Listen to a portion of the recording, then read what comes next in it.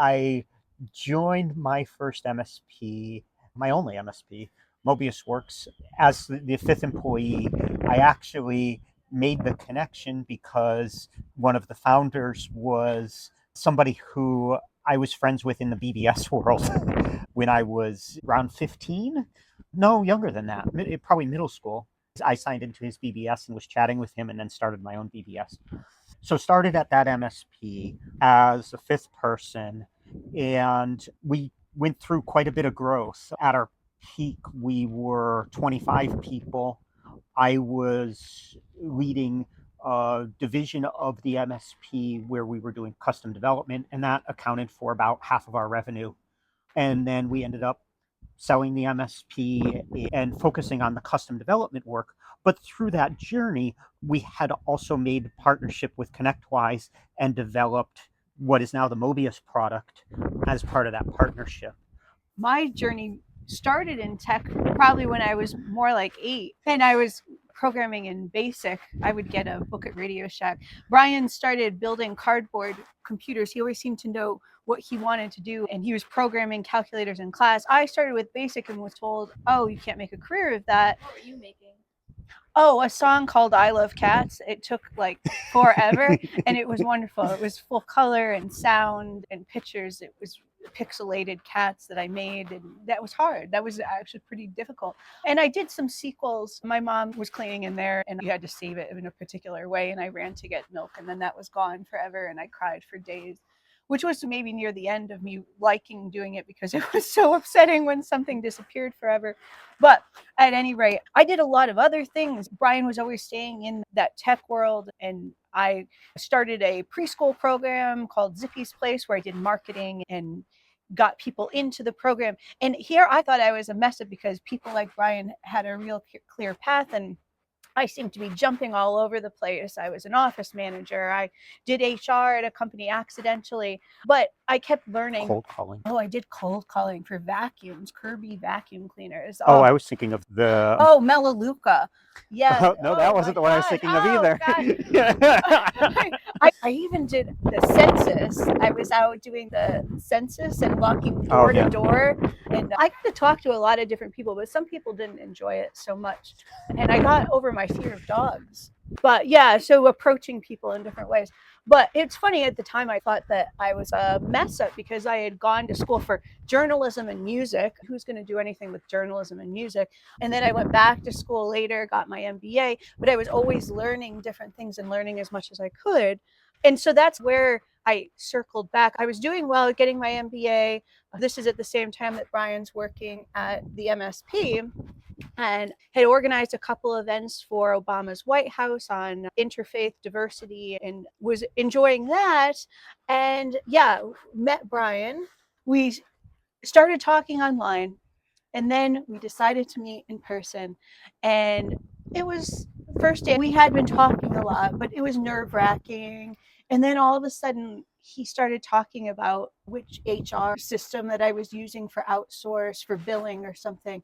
And then we shut down the place. We didn't even know. It was like 4 or 5 hours and everyone had left the restaurant. We didn't notice. And then the waitresses, we'd like to go home. So you're going to have to, but I'm glad the date's going well.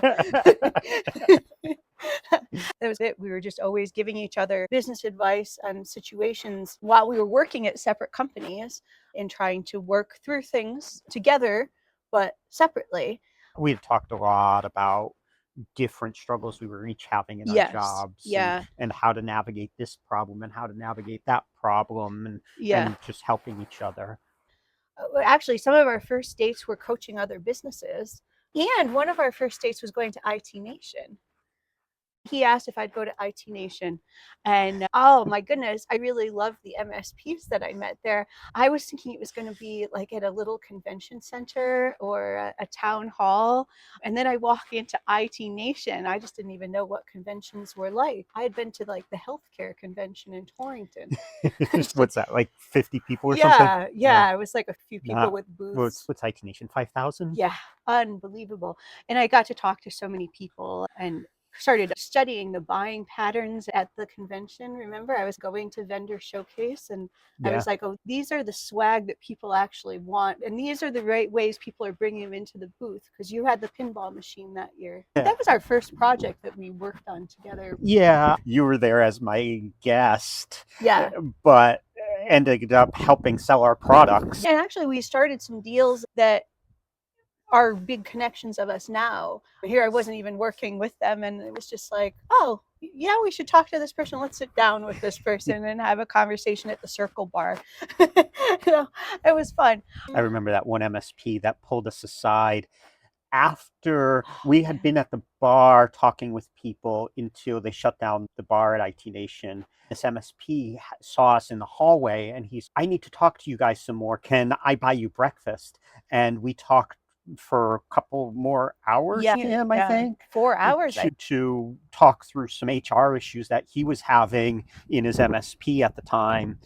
And after that, we just grabbed our suitcases and then went to the airport. Yeah. We didn't even sleep. But it was really nice to help people. And I think that was when you said, and I remember so well, I was driving to work and you said, I think we should start a business together. And so I was like, what does that look like?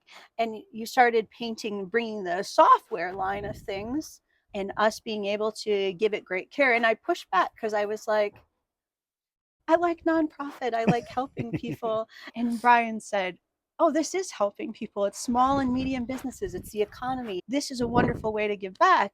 And I thought about all the people that I met at IT Nation that wanted advice and wanted help. And I thought, oh, I think this is a good place. The other thing you said that won me over is there's so many things that we care about. DEI, going green, empathy, building a tech company with empathy at the core, no matter what, even if our profits don't skyrocket, because sure, we can do it just however and get whatever we want, but let's do it the right way, the way that we feel is right. It's been pretty rewarding. It has been. Now Gozynta was something we talked about, and we thought, oh, there's this conference called SaaSer. It was in San Francisco, and it really was a conference focused on software as a service products and starting them. It was great. You could meet investors if you already had a product, or it was talking about getting to wow really fast and putting together a staff of amazing people. Product market fit, retaining talent, attracting talent. KPIs and measuring. KPIs was a big one. Yeah, it was some great people, and it was fantastic. It was like a who's who in the SaaS world, and we were obviously baby entrepreneurs. We went to every session that we could, and it was fantastic. It was great. It was a great time. And then we had one more day in San Francisco, and Brian had said, we should start a business together. And that's why we were there, just discovering and exploring starting a business together. But it was after I said yes to the business. We planned in an extra day to explore San Francisco. We like going on trips to places and just exploring cities anyway. So we planned this day to explore San Francisco, and it ended up being a beautiful, sunny day in San Francisco. And so we walked around, and we were walking all over the place, and we did stop in the Airbnb office and kind of looked around. And what was the other one? Yeah, it was that game company that did Farmville. Oh, Zynga. Zynga, yeah. We stopped in the Zynga offices and looked around the lobby and just wandered around. And then we ended up at Cupid's Span, which, if you don't know, there's this big sculpture of Cupid's bow and arrow. And this has been a great day, great week, really. I had already thought we were going to get engaged at some point, I'm sure, but I had no plans to do it on this trip. And so we found ourselves under Cupid's Span, like, all right, there is not going to be a better time than this. You stopped and you were just staring at the ocean for a while, and you were talking, and I was like, are you okay? And you looked a little bit like this. You were a little wells up, and I was like, he really likes the ocean. And then you grabbed my hand and you sat down at a bench, and then you started vamping. Yeah, it's like, all right, why don't we go sit over here for a little while? This is a nice place. Let's just sit here and let me figure out what's going on here. And there happened to be a little bush behind us. So I grabbed a little piece, and it had these little purple flowers on it. And so I grabbed a piece of that, and I twisted the vine into a ring.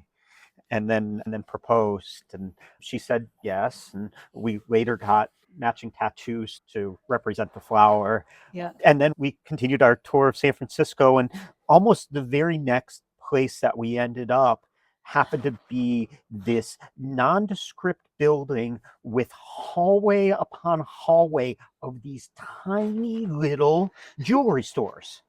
It was like an office building, but it was like these tiny little I don't even jewelry know why we stores. went in there. And it was funny because we were talking about rings at the time. He's, oh, I'm sorry I didn't get a ring. I'm like, oh, it doesn't really matter at all. And then we walk in and it was just ring store after ring store. And I was like, I did not know this was here. Like, I did not set this up. So we picked out the engagement ring. Yeah. And yeah, we went to one place and they said that the ring, when you looked on at the side, looked like the bridge. And then we went home because decision paralysis. But then we ordered the ring. I ordered it. Yeah. It had it shipped to us. Yeah, because we started looking other places and then we weren't finding it. And then you proposed again. Oh, I forgot that part. Yeah, he did. Yeah, I opened the bedroom door and he was just on one knee with the ring. Yeah. What am I like? Yeah, just Yeah, here you go. You might as well do another. What he says. Got to offer it up appropriately. Yes, you know what? Maybe my ring needs to be cleaned and you can do that. You can Yeah, propose yeah. again. Yeah, it was a good day. Yeah. And, yeah, It's worked out. It's worked. We've managed. Yeah, we've done it. But yeah, we started Gozynta, and we get often asked, where did Gozynta come from? The name Gozynta. We were on our way to IT Nation Share in Rhode Island, and we thought the whole 3.5-hour trip from Connecticut, we would be brainstorming ideas for our new company. But we didn't make it past the driveway before we found the winner. So when I was a kid, my grandfather will fix things, and so once in a while I'd be around and he'd be working on something and he would say, Brian, hand me the Gozynta. What's a Gozynta? It's the screw or the whatever that goes into here. It's the thing that goes into here. And we were founding the company on the Mobius product, which moves data from one system to another. And so it's taking your data from here and making it goes into there. And that's still a big part of what we do. So those early days of Gozynta, we started and you and 2 other people from the MSP came and started working. And there wasn't enough money back then because we weren't selling Mobius Direct at that point. We were just surviving off of what ConnectWise paid us for those integrations at the time. So I continued my job at the university, and on my lunch breaks, there would be a company meeting from time to time, and I would get a room somewhere and try to be a part of it. But then sometimes somebody would come in the room and go, oh, sorry. It was a little awkward. But eventually the time came where Brian said, we need you here. And that was one of those moments where in the beginning I was talking about all of those different experiences that I was collecting and becoming really good at happened for this reason that felt like that moment right there, because I knew about marketing from Zippy's Place, the preschool program, and I knew about packaging, and I knew about positioning products and call to action, and I knew how to sell. I'd been selling. I'd done that. I did the sales calls and the cold calling, and I had done organizational management. I had done legal contracts. All of these jobs that I felt like, oh, I'll never use that again, were coming in as I did our finance, our HR, our handbook, our marketing, our sales, and our support, because what was left in the team was developers and myself. And it was figuring out the things I didn't know, like some Connecticut taxes that I had to do a whole bunch of, and figuring out some of that. But it worked really well. We came up with a strategy that started bringing people to us. And actually, we got more people on ticks than we had spending for a booth at IT Nation. We had gone to IT Nation that first year and we were promoting Tixt, our text to ticket integration. And the booth alone was $40,000, and then all the employees getting there and hotels, and it's just expensive. We left with 100 leads. 100 leads, and 3 signups. Maybe 3 signups. $600 a year. So we made $1,800 if they stayed with us for a year. So not great. I started with Google Ads and I really studied how to make that work and figured out a strategy. We still use that today, even though our marketing team has really honed it down even more. But back then, all of a sudden, Brian came into my office and said, we have more signups now in this month you've been doing this than we did at IT Nation. We went from, I think we had 21 on Tixt and we had 100 in 6 months. 21 on Tixt with, I think it had been out for a year or two at that point. Yeah. So it was probably 2 years at that point. It was great because I was just guessing. I hadn't done software sales. I hadn't done software marketing. I could sell a preschool program, but besides that, I hadn't done this. We did find a really great approach, and that kind of started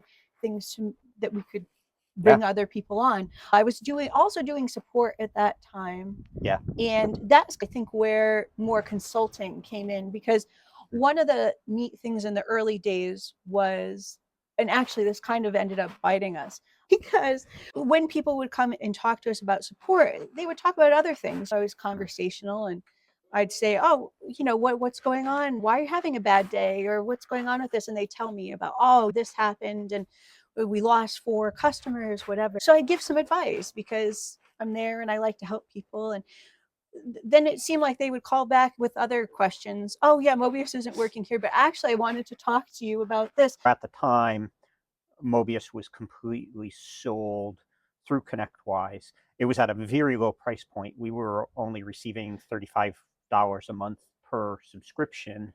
The deal was that it was sold through ConnectWise, and ConnectWise did all of the support. ConnectWise would escalate support things to us when their support team couldn't handle it.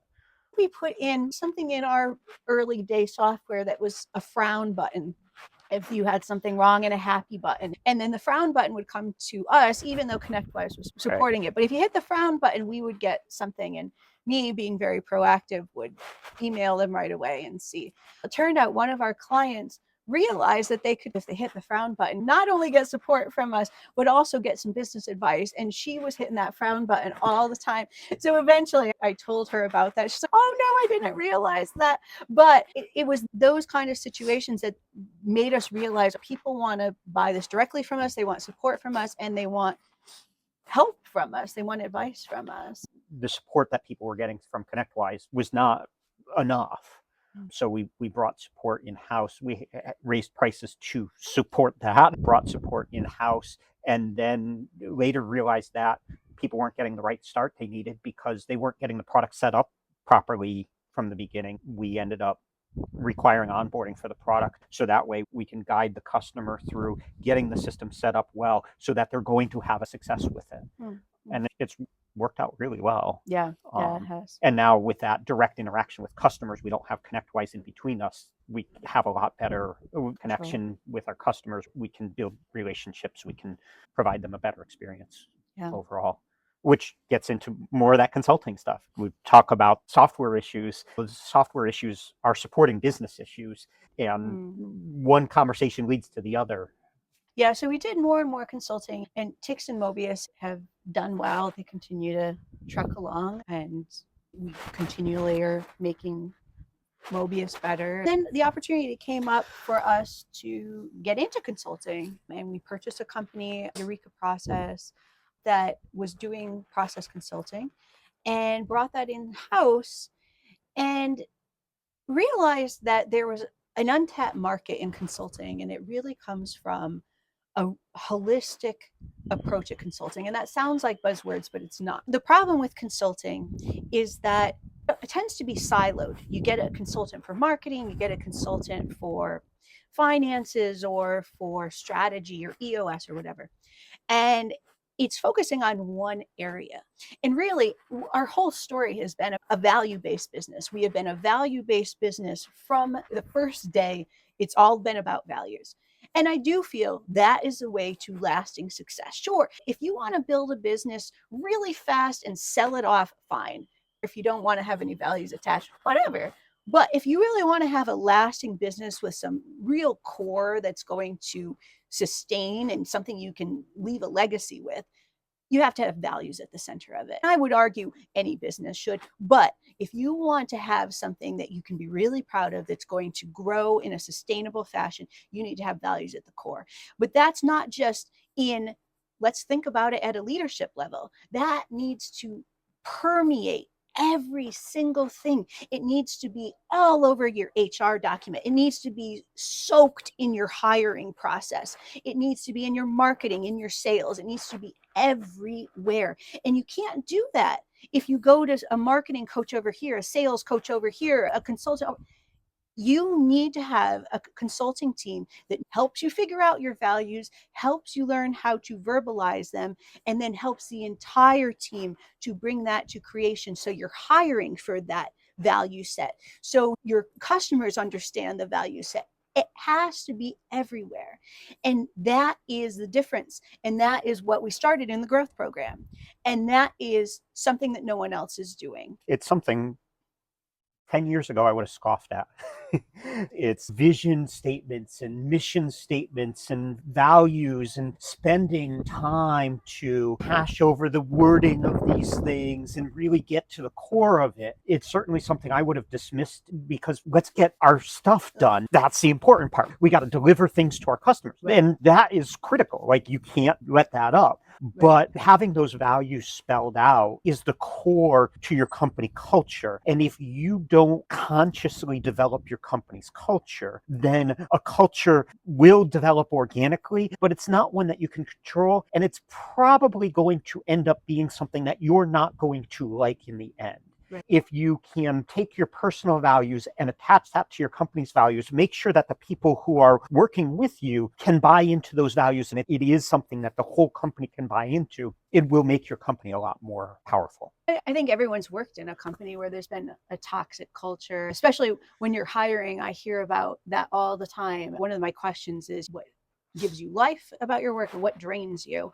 And the biggest answer for draining is a toxic culture, a culture that's not thought about, a culture that's not developed. It's a difference in having a mature business. It's not mature age wise. There's no age time that you can say, oh, now I'm a mature business. It's in thought about these things right from the get-go, because it was you and I sitting in an office thinking about some of these things early days and weaving them into our handbook about certain policies, different holidays or different time off. We had 2-3 people. So many people are like, oh, I got to get to this size. But if you start early, and it doesn't matter what size you are, it's a bigger job. You might not have a diverse staff and you might say, oh, it's not important now, I'll look at it later. No, it's now. You look at it now. You look at your values now. You start embracing what makes a company. Because let me tell you, we're nearing 20 people, and I look around, and this is what we dreamed about in that office. This is what we dreamed about. This is it. A place where people really like to work, and our employees love working here. Say it all the time and thank us for building this. And you can't get a greater compliment than that. I've heard over and over again, what if I train my employees and they leave? And the answer, of course, is, what if you don't train them and they stay? You need to train up your staff because you need them to deliver the quality that you want your company to deliver. But the what if they leave part, the way to prevent them from leaving is to build a culture that they want to stay in. In a culture of growth, that's one of the things that we've really focused on, is if we train somebody to get a greater job, that's a wonderful thing that we help make happen. And so we love to train our employees up. We do internal training. It's critical. It is critical. Right now, all of our consultants and future consultants are in a business strategy course based on the business model generation. We teach it internally. We have homework where we look at case studies, apply methods and models to other companies outside. It's important. This is the stuff that I was doing in my master's program for business, and everyone in our company is doing master's level work of analyzing companies and what we can do, because that is what it takes. And I would never look at it and say, wow, everyone in this class can now get a much better job. But everyone in that class is loving the class and so excited about what the next class is. So that's a wonderful thing. It's a wonderful thing about the culture and just constantly growing and constantly learning. By training our staff in this way, we're offering the best service out there to MSPs. And that is something that's so critical to what we want to do, is provide the best service. We watch companies do things in ways that really were unethical. And they skyrocketed, lying, cheating, treating their employees like crap. And never did we ever consider going that way. It never was tempting, but sometimes it felt like, goodness, this person is really achieving a lot by not doing it the right way. We were always staying firm with what we did. Because of that, we built such a strong team. When a company starts, people are more worried about how long are you going to be around, which is, they should question that. But we've built such a culture and everyone knows who we are and what we represent, that now people are trying to convince us why they fit into this culture. And it's just so much stronger because people want to be a part of it. Whereas those competitors or those people out there that we looked at before, like, wow, they're getting a lot of money, I don't think they're seeing that now. They've fallen apart and people are more gravitating towards a company that really does care. And it's not political. It's just doing what's right for the world around us, leaving the world a little bit better than we found it. Most of our career, we have not been the highest paid in our company. We've tried to give as much as we possibly can back to our employees, because that is what was important, was changing the lives of our customers, changing the lives of our employees, and making the world a little better around us as well, and helping other companies in our space if they would like some advice on doing it this way. This is a way that we stand by and we love. We've got a close-knit team now. We're making enough money to be comfortable, and we've got a great working environment. Like Heather said, we've got people coming to us because they want to work with us. So it makes recruiting easier. It just makes work more pleasant, and work's a big part of our lives. So let's make it a part of our life that doesn't suck. She always thinks I'm too robotic. I was like made of AI before there was AI. What's wrong? It's bright out here. I know. We don't know this. The sun's Burns us precious. Okay, Is so this going in the thing? yeah, it could be. Yeah.